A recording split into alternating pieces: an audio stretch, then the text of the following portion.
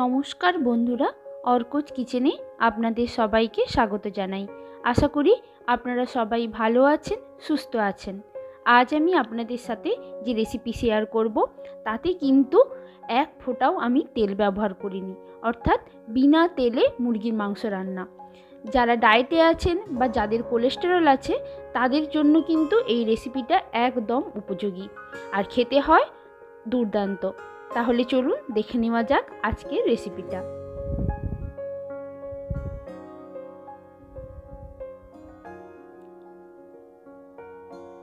বিনা তেলে মুরগির মাংস রান্না করার জন্য এখানেই আমি নিয়েছি 400 গ্রাম চিকেন। তার মধ্যে দুটো লেগ পিস আছে, লেগ পিসের গাটা ভালো করে ছিঁড়ে নিয়েছি যাতে মশলাটা ঢোকে। আর এখানে আরেকটা উপকরণ যেটা দইটা এখানে বেশি লাগবে, যেহেতু তেল ছাড়া হচ্ছে। 400 যেহেতু চিকেন নিয়েছি তার হাফ দই, 200 গ্রাম আমি দই নিয়েছি। আপনারা যতটা চিকেন নেবেন তার ঠিক হাফটা দই দেবেন। তারপরে দিলাম স্বাদ অনুযায়ী নুন, চিনিটা দিতে হবে টেস্ট ব্যালেন্স করার জন্য। গোলমরিচের গুঁড়ো, লঙ্কা গুঁড়ো, ধনে গুঁড়ো আর জিরে গুঁড়ো 1 চামচ করে দিয়েছি 1 বাটি কুচনো পেঁয়াজ আর 1.5 টেবিল চামচ গ্রেট করা আদা আর রসুন। এখানে চিনির পরিবর্তে আপনারা মধুও ব্যবহার করতে পারেন। তারপর সব কিছু ভালো করে বেশ মেখে নিতে হবে।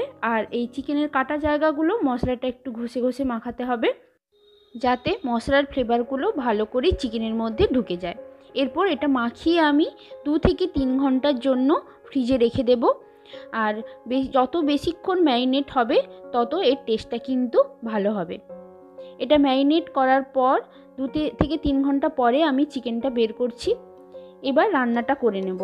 গ্যাসে কড়াই বসালাম। দেখুন আমি কিন্তু একটুও তেল দিইনি। যখন কড়াইটা গরম হবে তখন এই ম্যারিনেট করা চিকেনটা এর মধ্যে দিয়ে দেব।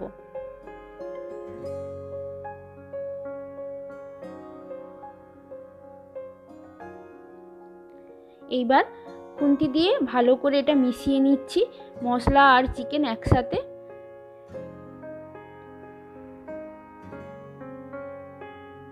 এবার সব কিছু এক জায়গায় করে ঢাকা দিয়ে একদম লো ফ্লেমে করে রেখে দেব। দেখুন লো ফ্লেমে কিছুক্ষণ রাখার পর চিকেন থেকে বেশ অনেকটা জল বেরিয়েছে। চিকেনের জল আর দই থেকে বেরোনো জলেই কিন্তু এটা রান্না হয়ে যাবে। আমি এতে তেল দিইনি, কিন্তু দইয়ে যে পরিমাণ ফ্যাট থাকে আর চিকেনে যে ফ্যাট থাকে সেই ফ্যাটেই কিন্তু এটা রান্না হবে। দেখুন ওপরে কিন্তু তেল ভেসে উঠেছে, দেখলে মনে হবে তেল দেওয়া হয়েছে। ঢাকা দিয়ে দিয়ে মাঝে মধ্যে একটু করে নেড়ে দিতে হবে। 2-3 বার ঢাকা খুলে রান্না করার পর এই দেখুন তলায় কিন্তু হালকা লেগে যাচ্ছে। এইবার আমাদের চিকেনটা কিন্তু হয়ে এসেছে। একটা চিকেন কেটে দেখাচ্ছি।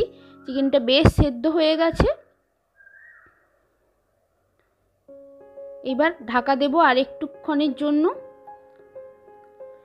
তেলটা অনেকটাই ওপরে ভেসে এসেছে, তার মানে রান্নাটাও হয়ে গেছে আর তলায় হালকা হালকা লেগে যাচ্ছে। এই পর্যায়ে এলে বুঝতে হবে রান্নাটা আমাদের হয়ে গেছে। নুনটা একবার চেক করে নেবেন নুনটা ঠিক আছে কিনা। এবার গ্যাসের ফ্লেমটা মিডিয়ামে করে যে জলটা একটু আছে সেটা শুকিয়ে নেব। রান্না হয়ে গেছে। এবার ওপর থেকে দিয়ে দিচ্ছি চিলি ফ্লেক্স আর কসুরি মেথি ড্রাই রোস্ট করে একটু গুঁড়ো করে দিয়ে দিচ্ছি, এটা ফ্লেভারের জন্য।